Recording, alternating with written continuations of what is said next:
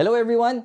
Malamang nakikita nyo sa balita ngayon si Trump at si Greenland, di ba? Puro yun lang yung nakikita nyo sa international news ngayon. Ano bang meron? No? So alamin natin. So, matagal nang gusto kunin ng US ang Greenland. No? So sabi nga ni Trump, if you wanna do it the easy way, okay lang. If you wanna do it the hard way, okay lang din sa kanila. No? So they want to negotiate, they want to buy Greenland, no? They want to conquer. No? Gusto nila sakupin yung Greenland. So medyo intense yung nangyayari. Ano ba meron muna sa Greenland? No? Ngayon, dahil sa global warming, marami na po kasing yelo na natunaw doon. And that exposed a lot of mineral deposits ng mga rare earths.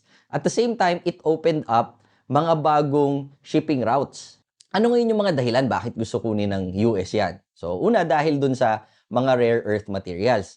Kasi yung rare earth materials, napupunta yan sa technology, no? Napupunta yan sa defense nila. So, the US is very, very dependent on these rare earth materials.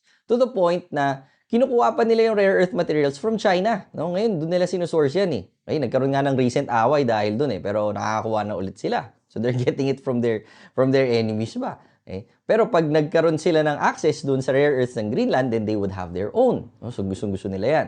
Number 2 is actually military and strategic location. Kasi yung Greenland, nasa may Arctic region yan. Kung nakuha niya yan, then kumbaga locked na yung region na yun. Madedepensa na niya yung region na yun. Okay, so it's a very, very strategic location for them. And number 3, yung nasabi ko nga kanina, na dahil natunaw yung yelo, ang daming mga sea lanes that became very usable. So, dahil dito, shorten mo ngayon yung time ng pagpadala ng goods or whatever between Asia, Europe, and North America. So, hindi na sila dependent dun sa mga current lanes na ginagamit. No? And Greenland sits in the middle of that. So, whoever controls Greenland controls all those sea routes. So, gustong-gusto nila din yan. And lastly, of course, geopolitical competition. Si Russia at si China gusto makipag-deal sa Greenland kasi very rich in natural resources yan eh. So, syempre, the more that they deal with them, palapit ng palapit si China at si Russia doon sa US talaga. No? So, ayaw din nila yan. Okay? So, they want to close the deal, no, kumbaga, with Greenland. So, ano naman yung reaction, syempre, nung mundo, no? Ngayon, syempre, yung reaction is, bakit mo kinukuha yan? May sariling lugar yan, may sariling bansa yan, no? Why are you taking over? So, especially yung European Union, talagang galit na galit ngayon sa ginagawa ni Trump, no? So, now they are weaponizing money against each other. So, ano ba ginagamit nila panlaban sa isa't isa?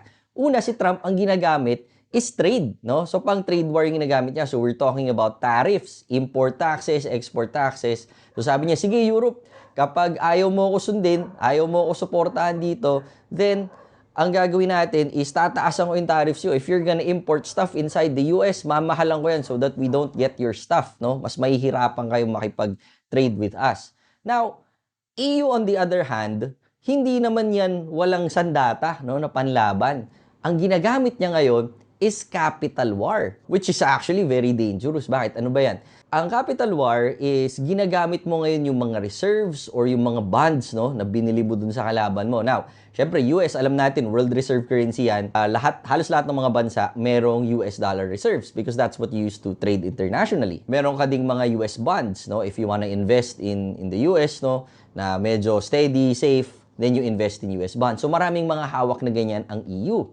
So, ngayon, they're trying to weaponize it. Na sinasabi nila, kung itutuloy mo yung ginagawa mo, Trump, then we will sell all of these assets. Ngayon, kapag dinump nila yung assets na yan, malaki ang ibabagsak ng US dollar, malaki ang ibabagsak ng kanilang bonds. And that will greatly affect their economic status, no, sa US. So, ganyan yung nangyayaring labanan ngayon. Now, syempre, wala pang masyadong conclusion kung ano mangyari. Nag-aangasan pa sila, naglalabanan pa sila. So, we'll see what happens, no? Alright? So, kayo, what are your thoughts on this?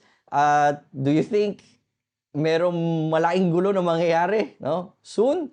Or what are the possible solutions na pwede nilang gawin? Anyway, share your thoughts and I'd like to hear them doon sa ating comment section. I'll see you guys on the next video. Bye-bye. Again, this is Coach Tan and we'll have more of these explainer videos.